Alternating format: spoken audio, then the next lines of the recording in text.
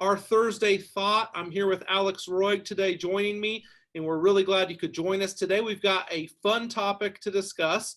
It's the On Your Own for all of you college graduates out there, or if you're a parent of a graduate or a older child that is leaving the household. This is the thing you want to make sure they tune into today. First, before we start, just a couple disclosures. Alex and I are not attorneys, so if for any reason you think we are, please note that we are not. We don't even play them on TV. And if there are any legal questions that come from this conversation today, we can set you up with an estate attorney or someone to talk to about that. When we talk about the Family Financial logo, we like to refer to it as a puzzle. It's a puzzle of 5 pieces, and those 5 pieces form, if you look at it closely, a tree. Now, the tree does have branches, right? Not your typical Kentucky tree, but of the 5 pieces that we have, the first package that we have there is the On Your Own package. We're going to talk about that a little bit more today. The next package that we have is the Tying the Knot. I don't really need to go into any more on that. The idea of tying the knot is simply for folks getting married, right? There's a lot of people saying out of this pandemic happening, there's going to be 2 things, right? We're going to have a baby boom, and we're going to either have lots of marriages or lots of divorces as people decide, I can't live with you or I can't live without you. So it's going to be interesting over the next few months to see how that develops. We also have the new arrival. So that's that baby boom we're talking about, 9 months out that they're projecting, a whole nother generation. And then we have pre-retirement, and pre-retirement is that stage where the kids are finally starting to leave the home. So maybe they're on your own, if you will. And you as a parent are thinking, okay, I've got 10, 15, maybe 20 years to get my household in order for what I want my retirement to look like. So if you're at that stage, we did one last week on that topic.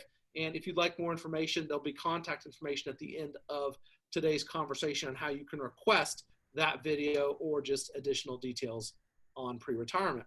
And then lastly, of course, retirement, which is the last stage for a lot of folks. That's the golden years, if you will. And that's the years where you're trying to figure out, like, what do I do with my work retirement, pension or 401k? When do I claim Social Security? What kind of Medicare planning do I need to be doing when it comes to how I take my income? What type of supplemental health insurance do I need to take? Just a lot of things in life. And so that's a kind of the last big change stage for folks. And we will be actually covering that next week. So if you're interested in that, tune in next week. But today, we wanted to focus on the On Your Own package. And when we talk about On Your Own, this is the stage of life that we find where people are around 22 to 30, right? And more and more it's becoming later and later because people are either waiting to go to college or taking a few more years in college. I did the 5-year plan going through college because I liked it so much. But I'm hearing now people are saying the 6-year plan is even more in order. And I can't imagine. If it had been back then, I would have totally done it because I had so much fun in college. But back then I felt like a loser that it took me 5 years. But that's water under the bridge. We're not going to go there. At this life stage, however, what we're finding is that this person has a lot of potential, okay? They've got their whole future ahead of them. I mean, all kinds of things they want to do. But oftentimes that very first job is not necessarily their prime job, right? So their income's going to be a little limited. And as far as assets, most of the people in this category, because of student loans and things of that nature, have a negative net worth. So there's not a whole lot of assets to talk about, except for maybe, their iPhone, their Beats headbands, just a few things like that, okay? Now, when it comes to their lifestyle, at this stage, the number one thing we're going to talk about today is the steps you can take when you're on your own to learn to live within your means from the very start. And trust me when I say this, I wish I had done this at 22 years of age. I wish I had done it at 30 years of age. It took me a long time. I'm still learning to some extent, right? But if you can learn to live within your means as far as part of your lifestyle, the rest of your life will all fall in order so much more. And you'll have so much less stress when you're in your late 30s, your 40s, your 50s, and on and on and on. Now, the topics that at this stage are very important, that are kind of top of mind for most people, are everyone's thinking about, well, I got that first job, and maybe it has actual some benefits. But I'm also getting letters in the mail, and I'm about to start the first job. I may not even have stepped foot in the office of the place I'm working, right, or the work site.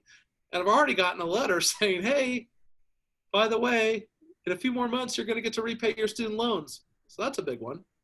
And then obviously, you know, if there's any kind of home or automobile purchase, that's a big major thing, because maybe you've been living in mom and dad's basement, or maybe you've been driving some clunker and you finally decide, you know, one of the things I'm going to give myself is a new ride. And I'm trying to figure out, what do I do house-wise going forward? And then the last major thing that kind of epitomizes this stage of life is, this is the time when, if you can automate savings, right?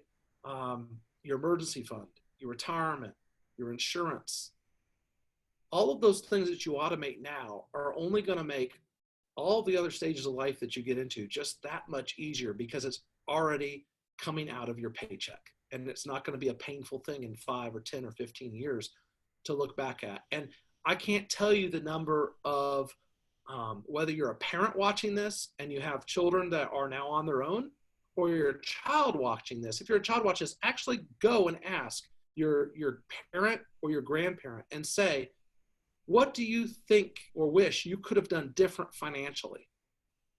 And every single one of your elders, I guarantee it, and if you're a parent listening, I guarantee you'd say to your child,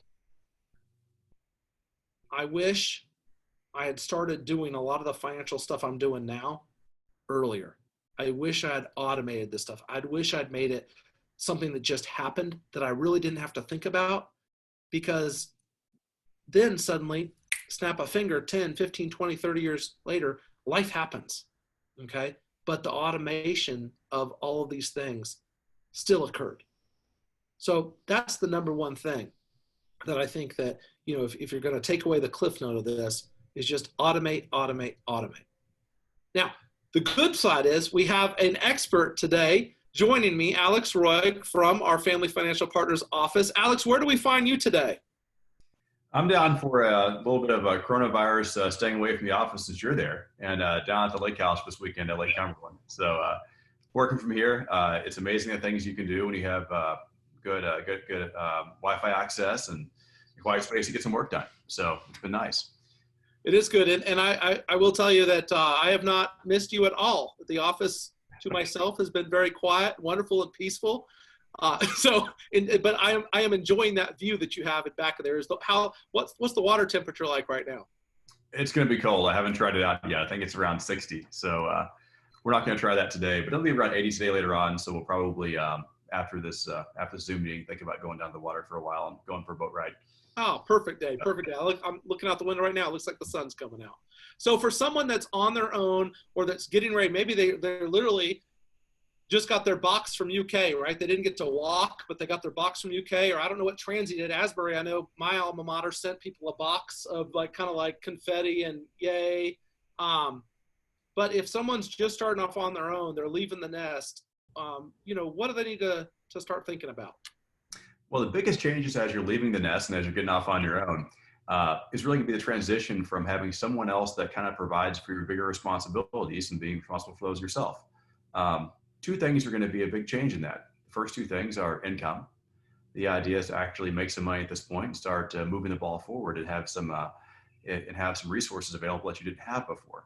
The second part is expenses, and these things kind of go hand in hand, unfortunately. So what we look at in developing a budget is a pretty dramatic change in how you have to treat things in your life, and that there's certain areas that maybe weren't really a big concern for you before. Emergency fund, paying for your own shelter, paying for your own food, and paying for insurance coverages, risk coverages, all those different things that come into play that haven't really been a big part of your life up until this point, because you've had a backstop, somebody to help you out.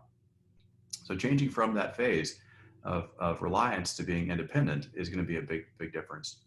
Developing a budget allows that to happen in a way that's efficient and doesn't get you in trouble. The budget's the one thing that, as you leave the nest, is the difference in really being able to sort of fly or find yourself stuck under a shrub about to be eaten by a cat, like birds are happening right now. So, so what we're looking at are really opportunities to go out there and figure out what's important to you. Some of those you're already going to know. Some of those things need a little bit of guidance to be sure you're going towards the right direction with those. As we look at budgetary items, the biggest thing to do is that it's going to feel like you probably have a lot of money for about a second. As you're finally getting your first paychecks and realizing, wow, this salary is way more than I ever expected to make based on last year's lack of income. But then you realize that things like actually having a place to live and food and shelter and utilities and car payments and insurance payments and all those things really come into play pretty quickly. So being sure that you're planning ahead for not just the big trip that's going to take a third of your income for the year, but how all these things are going to fit together. And things include that, like emergency savings and retirement savings that should be a part of your life and your thought process too, being sure all of them integrate together. The way we do that, there's different ways it can happen. It can be as simple as a sheet of paper where you grid things out and do a monthly envelope system where you're saving for different methods, or we can do a little bit more sophisticated version of that and do it through some account integration and budgeting software.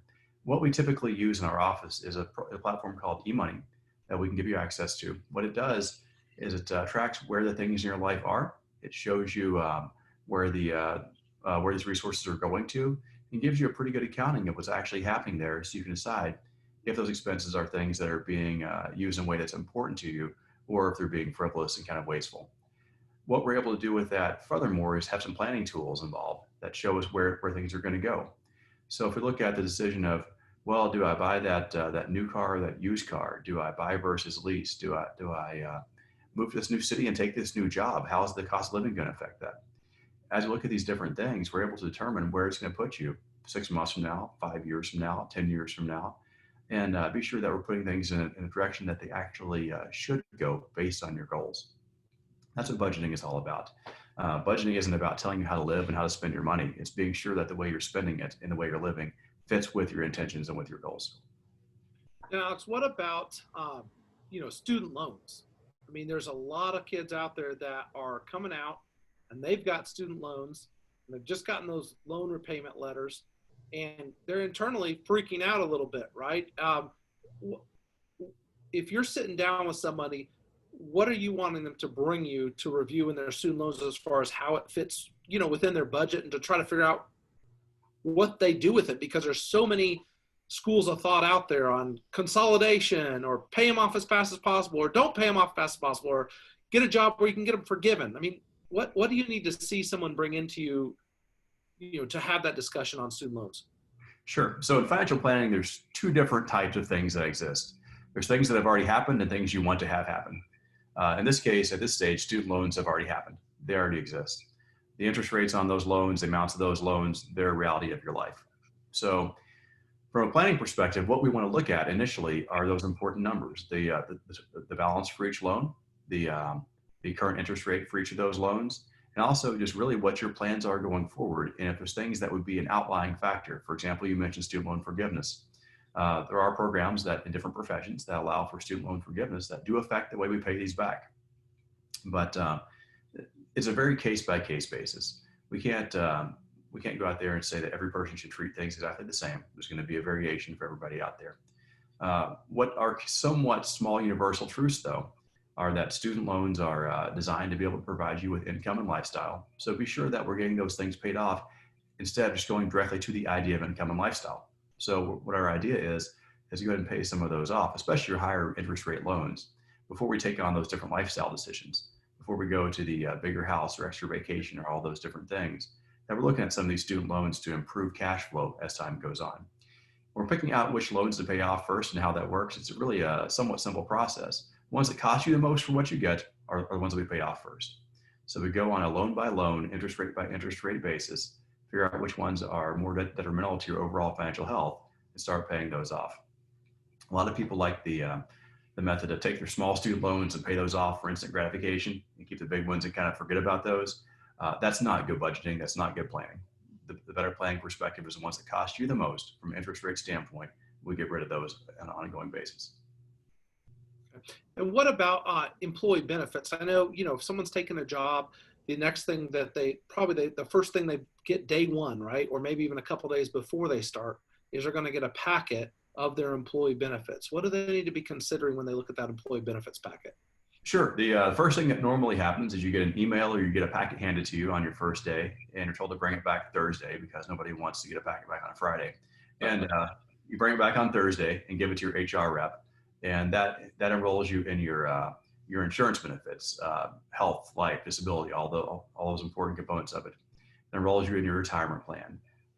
It looks at totally ancillary packages, things like cancer insurance and things like that are sold to you as a commodity. All those things get bundled into that employee benefits package. It also talks about things like how your paid time off works and all those important factors. This being you're leaving the nest stage, your first real job, your first real benefits pack, those are probably somewhat foreign to you. So the first good advice I can give is talk to somebody that knows more about those. Talk to somebody, whether it's your financial advisor, whether it's us, whether it is a parent, whether it's a friend that knows about these things. Get an idea of what you're looking at before you send that back. You probably won't find a lot of information directly from the packet. It's going to be a lot of slick marketing pieces that seem like they're really in your best interest. Be sure you're picking the right things out as opposed to just going blindly into it. A couple of important things to look at on the insurance front. Now, a lot of people that are at this stage of life are young and healthy. Well, from an insurance standpoint, whether it's disability insurance or whether it's life insurance or even health insurance, you're the person at this stage of life that lowers the group rate for your employer's group plan. So in some cases, life insurance being a big one, looking at privately owned independent policies, individual policy for just you, may actually be a better alternative to going with the group plan if you're in a demographic that actually helps their plan pricing, because you're the person that's bringing that average down. So look at what you can do by yourself on the outside. The other important thing with that is the retirement savings component. Most employers now, in an age where pension plans and defined benefit plans are kind of a rapidly fading thing, are offering plans like 401k plans, simple IRAs, things that are designed for you to save money for yourself with your employer's help. So what they do is they allow you to save money either pre-tax or post-tax or a combination of those. A lot of times there's a matching contribution given, and there's a lot of different moving parts to those plans. Furthermore, once you get past the moving parts, there'll be what does this money do? How is it invested? What actually happens with it next? There's going to be a list of things that can be chosen from to figure out how that money is going to perform, good or bad, going forward in the future. Feel free to discuss those things with us, because the idea is that we want to be sure you understand the terminology, understand what's happening, understand what's actually occurring there before you send those things back. If you do have access to, and there's a good chance you will, to one of these plans that you're able to save money into, they're going to ask you how much. Question that's every buying decision in the world, right? How much? So how much are you going to save from your paycheck? The important thing to think about there is this is money that is your money. You're going to be able to keep it. It's for long-term use. But start off in a way where it's not going to be detrimental to your current needs. Start saving an amount that's reasonable. If we go and we have the idea of, let's save 20% of your income day one, first day out. Well, that's a really good idea, and it's a bold statement. But if you can't actually support that while keeping the lifestyle that you want, and all of a sudden your credit cards are getting run up at the same time to offset, that's not beneficial. That's actually going to hurt you in the long run. Let's start with an amount that's sustainable, that's comfortable, and as time goes on, increase that amount. If we go out and we, from this first job, this first day out, say take 20% of your income and save it towards long-term savings that you won't see for 30 or 40 years, that may not be sustainable. But the idea of saying, let's start off with a smaller amount. We're not going to feel 5%. Let's begin with that. Let's get that employer match. And as time goes on, we increase that. So 6 months down the road, a year further in, first pay raise, as all those things happen, go ahead and add 1, 2, 3, 4, 5% to it at those times in a way that you're not going to feel it as much as well. And all of a sudden, after a period of time, you'll be saving a substantial portion of your income. They'll be adding up to real numbers. You'll have real money showing up in your accounts. What I'm hearing, Alex, is baby steps. I mean, at every phase of life, no matter where it is, even if you're just starting off, there's going to be a lot of information coming at you. And I think the key here is just remember, okay, when I get the student letter loans, or student loan letters, I'm going to get that information, put it together in a package. When I get that employee benefits packet, I'm going to put that in that same package. any and all information that I've got, I'm going to put it all together. I'm going to bring it in. I'm going to have you take a look at it. And it may be that there's things that we look at, that we talk about, that are little bite-sized things that I can get done, by Thursday. But there also may be things that are like, we got to wait 30 days to make a decision, or 60 days or 90 days, and see actually where your real budget's at before we commit to some of these things. Because what you don't want to do is start off in a hole from day one of your first job. Exactly right. Yeah. So the idea is to make things be positive, a positive wins for you, and have success going forward, as opposed to putting yourself in a bad position that you hate being in. So save progressively. So let's talk about the time-honored question. Do I buy a home or do I rent? What do I do going forward? Well, the answer is yes. So but to that question, it really depends on you having a good picture of what you want to have happen next, and some flexibility in that picture. So for a lot of people, leaving the nest, their first job out, is a stepping stone. There's a good likelihood that it'll involve moving to a different city, to a different part of a city, a different occupation entirely, different life circumstances, maybe going single to having a significant other. There's all these things that are still question marks and are still variables that we want to be sure that we're making the right balance of flexibility in our decisions. So for a lot of people starting out, they understand the idea that paying rent is paying a landlord something that they'll make money on. There's no equity being built there. There's no real win from hey, here's my long-term improvement in my financial situation standpoint. But what you're trading off for that is you're trading off flexibility.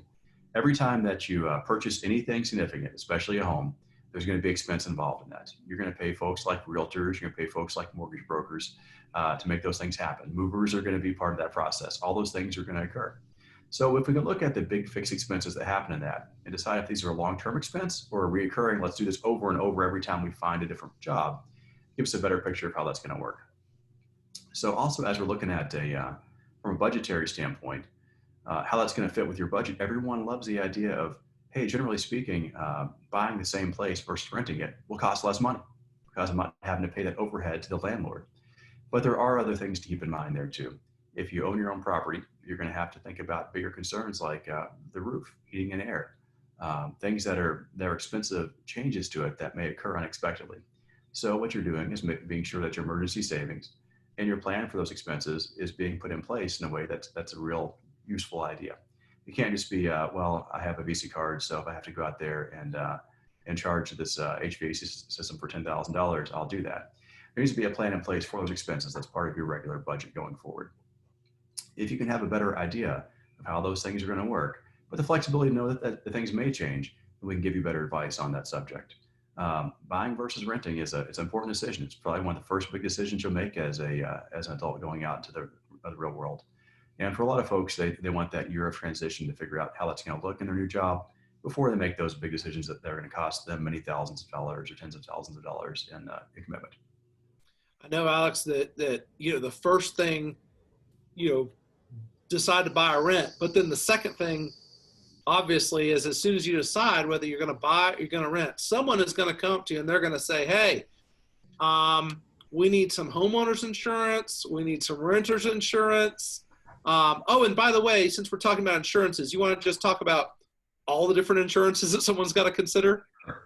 So categorically, one thing that I found over the years that younger people coming out into the workforce, coming out into their real occupations for the first time, totally overlook is the idea of any insurance protection. They're invincible. They've never had these worries before. This is not part of their budget, not part of their concerns. Honestly, it's no fun. That's the reason why it isn't part of the equation. The fact is, thinking about someone at this stage of life, what their biggest asset is, what their biggest resource is. They've spent time, they've spent money, they've spent years of training to be in a position where they do have the development of these early resources. They can go out and they can find this job, move on to the next stage. But there are risks involved that are brand new risk as well. Most of these folks have not had a chance to build up significant savings. They haven't planned for their retirement at this point. Those are all things that insurance helps fill the void of until those things are in place. So looking at the things that are important to you at this stage in your life are things that can be dramatically undone quickly.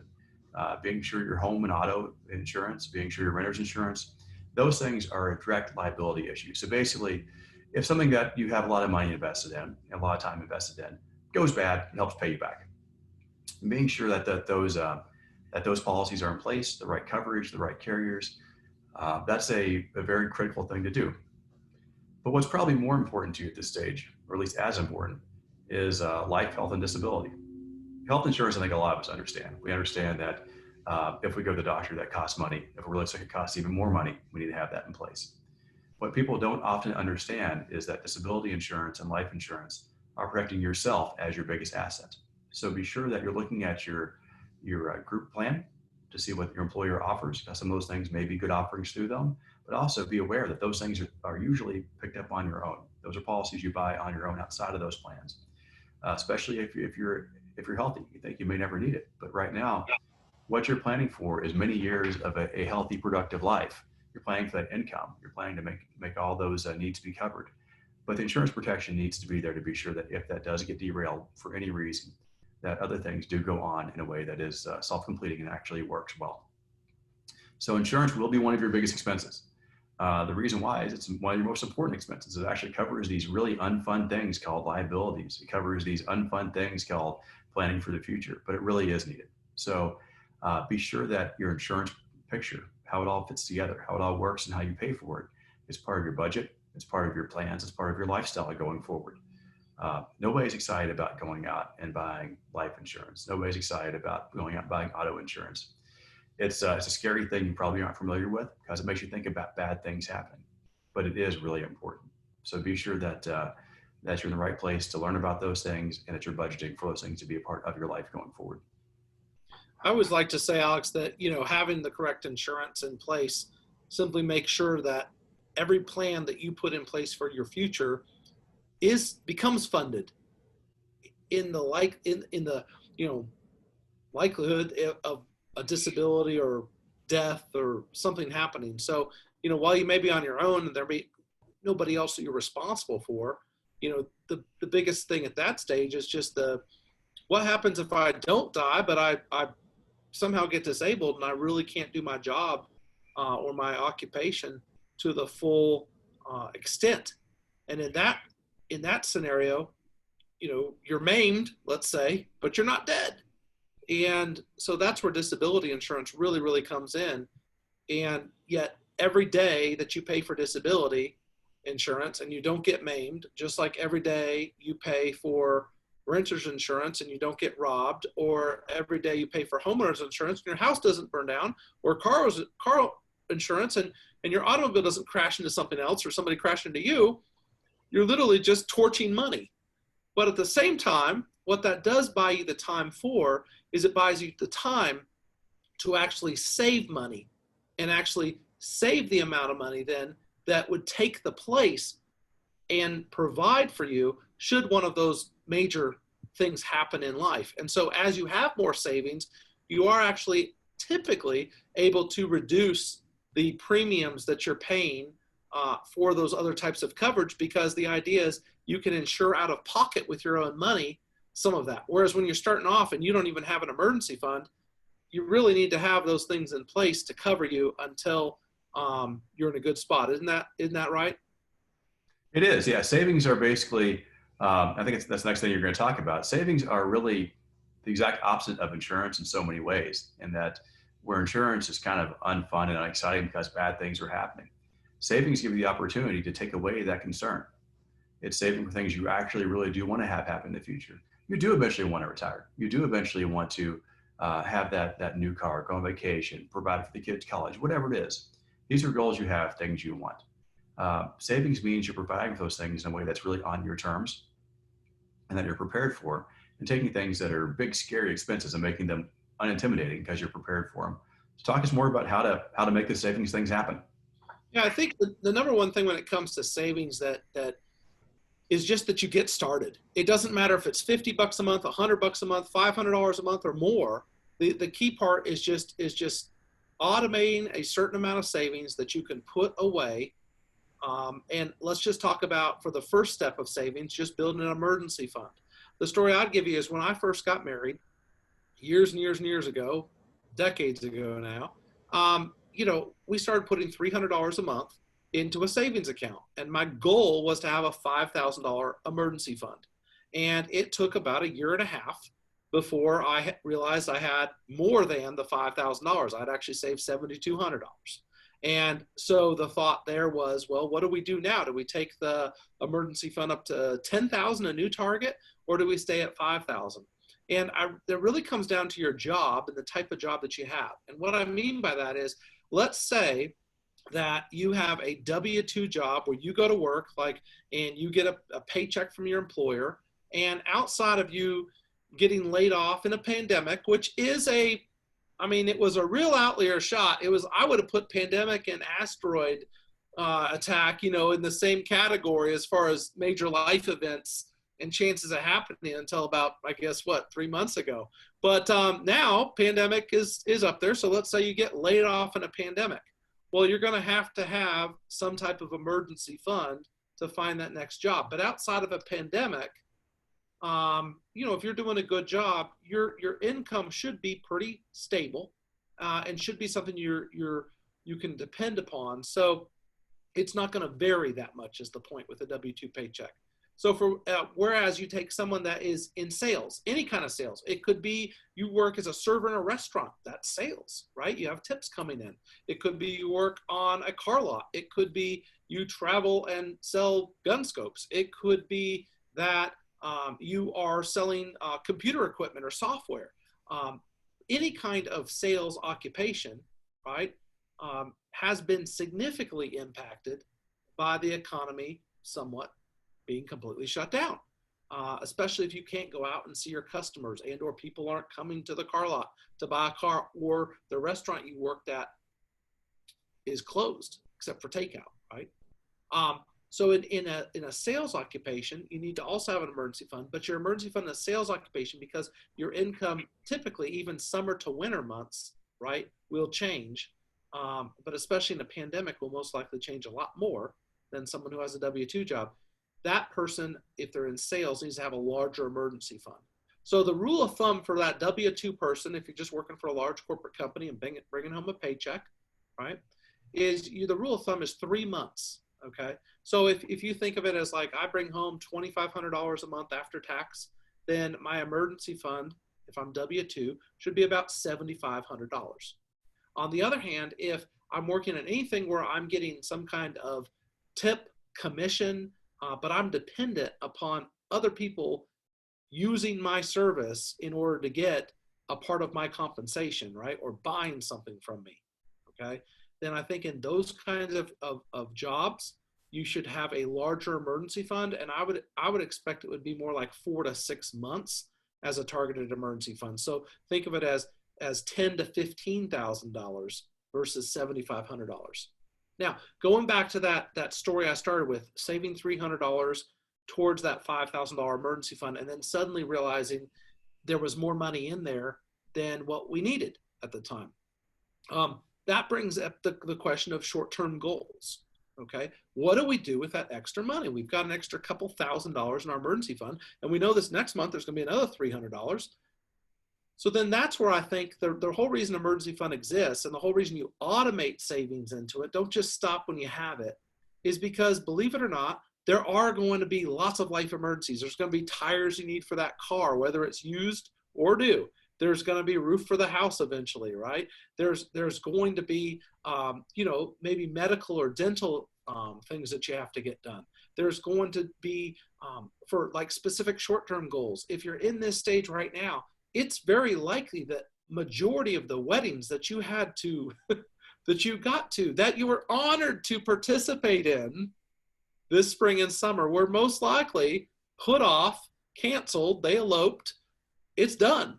So the money that typically one would save towards tux rentals or dresses that you're never going to wear again, airplane tickets, right? Gas money, hotel money, drink tickets, food tickets, all that stuff, right? There's a good chance that you haven't had to spend it right now. But it may be that if you're just coming out of college and you're getting that first job, you're at that age group in that 22 to 30 where everyone is getting married. So the reality is it may be winter weddings or fall weddings. Next spring and summer is going to be busy again. right? And if you've got some friends, they're gonna want you to participate, and those are fun life events to do. But there's nothing more fun than having saved towards those short-term goals, being able to go on those trips and do those things with your friends and share those life experiences, that joy and happiness, hopefully maybe with a mask, but 6 feet away, but you still get to be there. But there's nothing like having those types of events happen, coming back from them and knowing that there's not going to be a credit card bill show up that you can't pay, because that's stress. When the credit card bill's coming in, you know, well, that's all the stuff I spent on this trip, and I have some savings built up to pay for that. That's sheer joy and fun, and the trip becomes a lot more fun, not only going, but also the memories of it. Then in addition to that, there may be long-term goals. So it may be once you've built that initial emergency fund, you may say, well, I am renting, but I'm saving for that home, right? Or I am driving this old beater car, and so what I want to buy, I may not have the income right now, or that may not be one of my goals to get a brand new car, but I want a newer beater car, right? That doesn't, like, you know, exhaust doesn't burp every time I start it, okay? Or just that, you know, it looks like it has tires that I won't have to replace for another year or two. But whatever that may be, we can also help you, you know, focus towards those long-term goals with the short-term goals. But I know some of those long-term goals at this stage of life may simply be continuing to separate yourself from your parents and create your own lifestyle, whatever you may want. But the key part is, if you're listening to this, write down those short-term goals, those long-term goals. And when you talk with us, even if you call us for a few minutes just to ask some questions and pick our brains, bring those up to us. You know, let us know what you're thinking, because it gives us an idea of kind of where you're at in that on your own stage.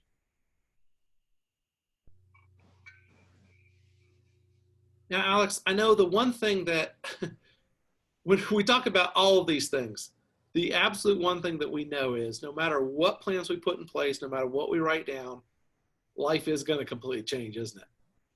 Sure. So basically, the important consideration here is that your life is changing at this stage. At the next stage, it will too. It will keep changing progressively through the remainder of your life.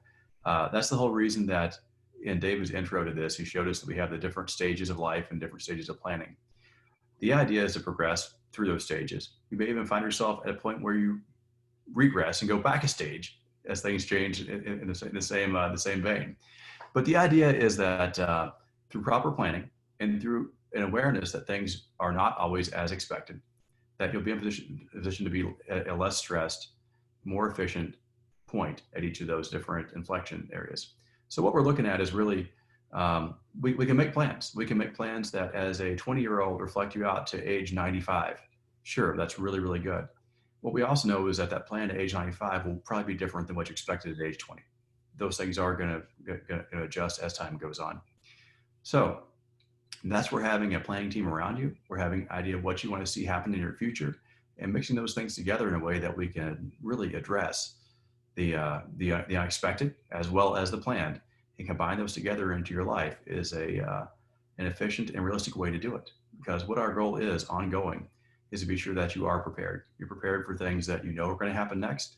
You're prepared for things that are totally outside the idea of your reality, and that you're adjusting to meet those demands, that you're doing in a way that is as little stress as possible. Life still has stress, but that we're able to accommodate those in a way that works. So basically, plan for career changes, plan for family changes, plan for life changes, plan for health changes. Don't get to a point of paralysis worrying about these, but plan for a plan ABC to be out there in case you do need it. And as those things occur, get your team together, think about how it's going to work, remember what's important to you, and be sure that we're making those adjustments as needed. That's what we do every day. That's what we all do as adults every day, but also as financial planners every day, is that we go through and figure out how things are prioritized in our life. And we make sure, and we're very careful to be sure that we're working towards those goals no matter what happens to derail that. Right now, I'm not in the office. I should be in the office today because it's a normal work day.